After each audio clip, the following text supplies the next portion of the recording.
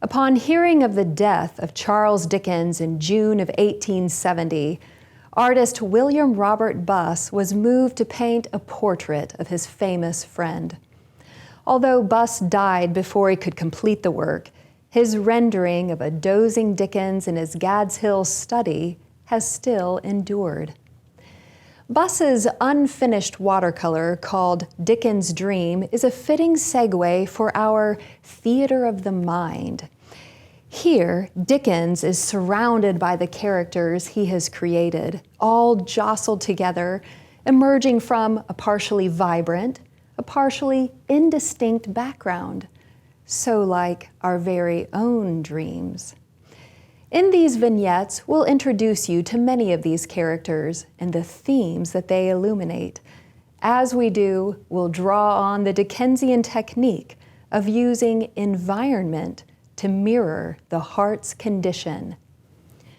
Britain's poor laws date back to the 17th century with the Poor Law Act of 1601. At that time, England was divided into approximately 15,000 parishes, each of them centered around a church. According to law, each parish was responsible to care for its own. Under this system, unpaid parish overseers levied a poor rate from wealthier parishioners. These funds were then used to supply the needs of the parish's infirm, aging, and unemployed population.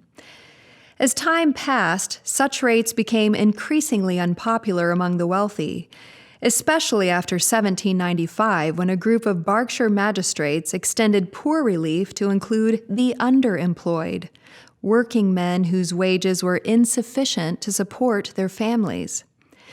By the 1830s, the government was under increasing pressure to revise the poor laws. A royal commission was formed, and the Poor Law Act, or Amendment of 1834, also known as the New Poor Law, went into effect. It is this law that forms the context of Dickens' novel Oliver Twist. Oliver Twist is born in a workhouse, a parish-maintained house for the poor. Workhouses existed under the old poor laws, but under the new poor law, these houses were designed not to relieve poverty, but to discourage the poor from seeking any help at all. With the new law, a workhouse test was instituted. This test required that the standard of living inside the workhouse be lower than that of the lowest paid laborer outside the workhouse.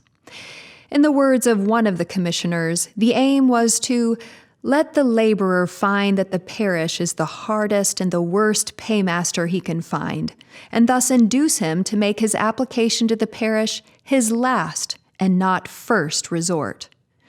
In practice, this meant that the workhouses were officially ghastly.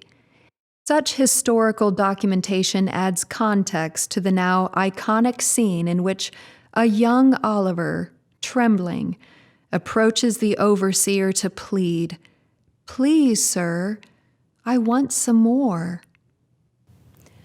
Oliver Twist is called the first Victorian novel.